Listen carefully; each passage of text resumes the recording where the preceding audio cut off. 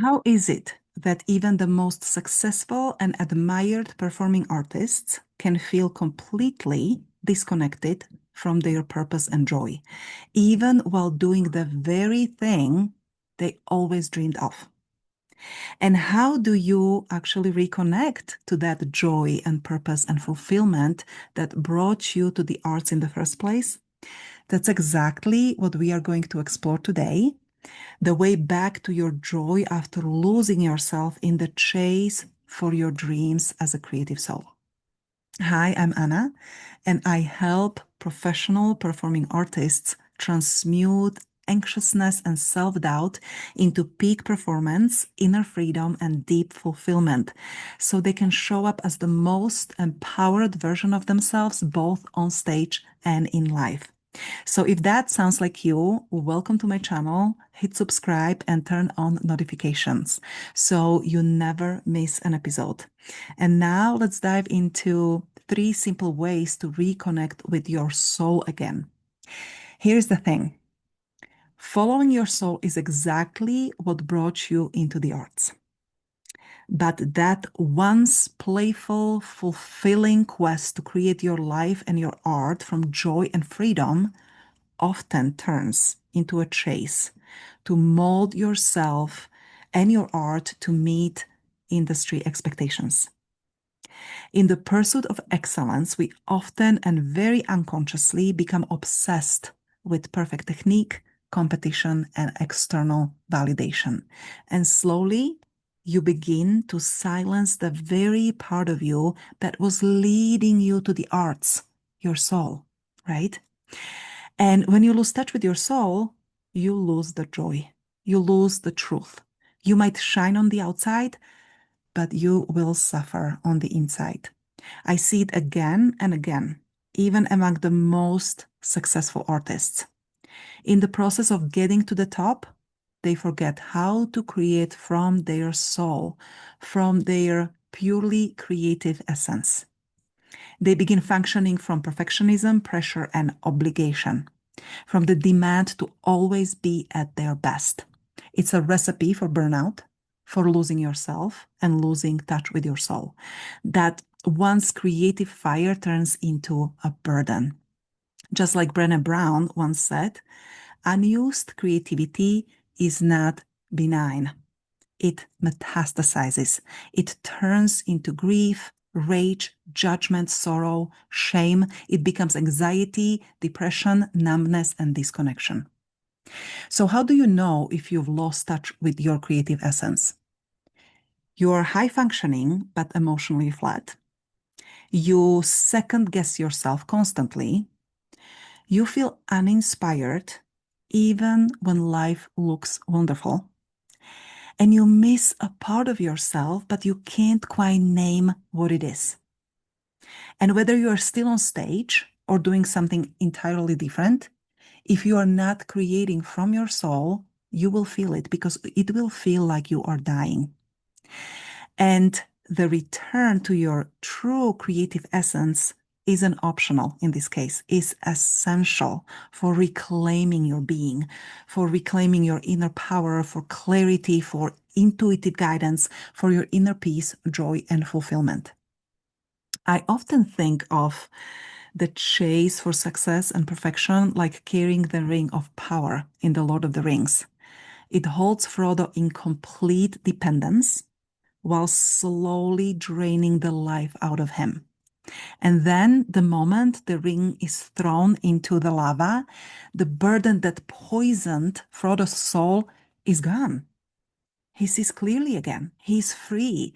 He has a new life ahead of him. And that's what happens when you release the pressure, the perfection, and comparison.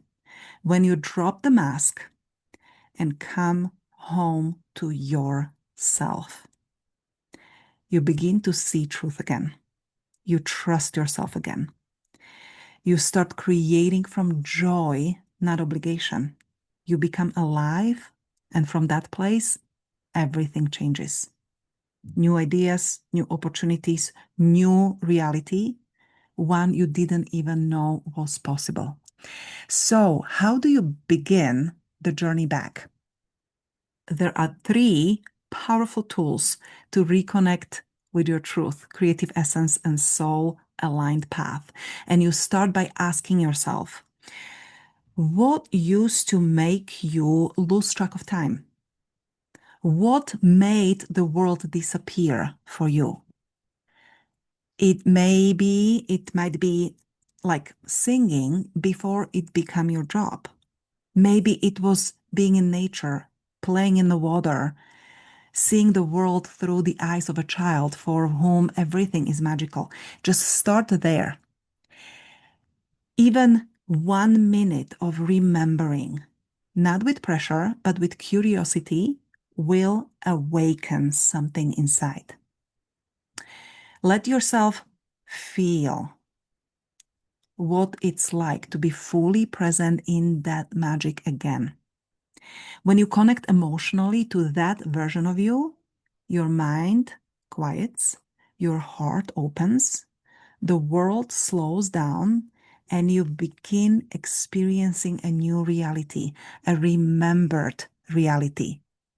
And this isn't about mechanically doing what you used to love. It's about finding the love within it. It's not about doing. It's about being present in that state. It's a huge difference, actually, between doing and being. And I'm talking about being. Step number 2 is to explore that moment with curiosity. Once you've tapped into that moment, pause and ask, what emotions are moving through me right now? What feels different here? And what insights arise in this state that don't come otherwise?